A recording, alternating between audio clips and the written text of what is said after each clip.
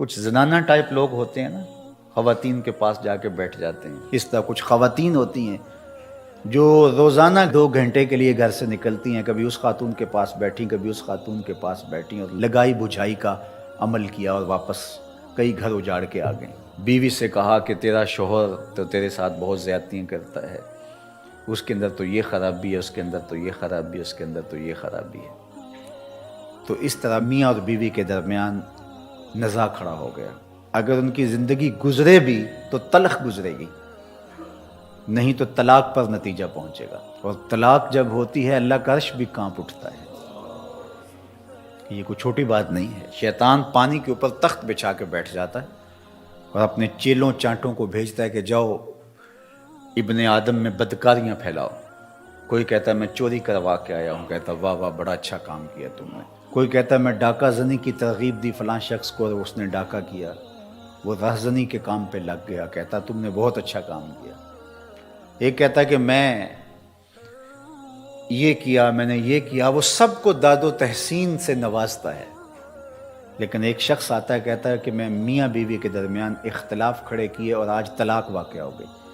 تو شیطان اٹھ کے کھڑا ہو جاتا ہے اور باہوں میں سمیٹ لیتا ہے، کہتا ہے کام تو نے کیا ہے. تو میرے اور آپ کے آقا و مولا حضور ختمی المرتبت صلی اللہ علیہ وآلہ وسلم نے ارشاد فرمایا لیس منا من خبب امرأة علی زوجہا ولیس منا من خبب عبدا علی سیدہ. جس نے بیوی کو شوہر کے خلاف ابھارا یا غلام کو آقا کے خلاف کیا، فرمایا ہمارے ساتھ اس کا کوئی تعلق نہیں ہے. بیوی کو جا کے شوہر سے بدزن کرنے کی کوشش کی، فرمایا ہمارے ساتھ اس کا کوئی تعلق نہیں ہے.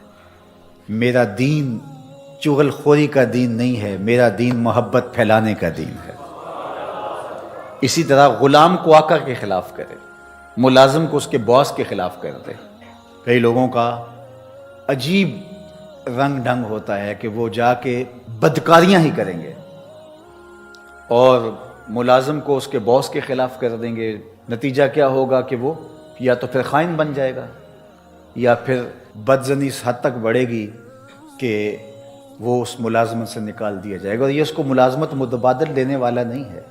وہ ایک گھر کے باہر ایک چوکیدار کام کرتا تھا، تو ساتھ والا ہمسایہ گزرتے گزرتے رک جاتا اور کہتا کہ تجھے یہ کتنی تنخواہ دیتے ہیں؟ تو وہ کہتا 25,000 روپیہ. کہتا پتہ نہیں آپ کا کیسے گزارا ہوتا ہے. بس یہ کہہ کے چلا گیا.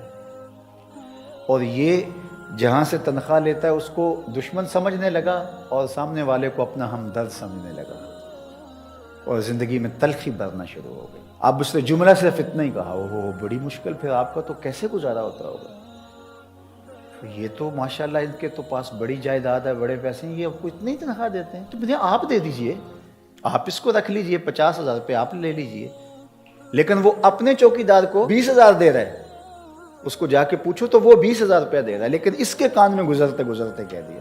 تو آج اس معاشرت کے اندر تشدد، افتراق، ایک دوسرے کے خلاف نفرت پھیلانا یہ ایک مشغلہ بن گیا ہوا ہے. خاندانوں کے اندر ایسے لوگ ہوتے ہیں، کچھ مرد ہوتے ہیں، کچھ خواتین ہوتی ہیں جن کا کام ہی تفریق کی بدکاری کرنا ہے. اسی طرح کاروبار کے اندر بھی ایسے لوگ ہوتے ہیں جن کا کام تفریق کرنا ہے، بدکاری کرنا ہے، اور وہ لوگوں کو ایک دوسرے سے دور کرتے رہتے ہیں. اور سب سے بدترین شخص وہ ہے جو میاں بیوی کو آپس میں دور کر دیتا ہے، اور یہ رشتہ خاندانی وحدت ٹوٹ جاتی ہے.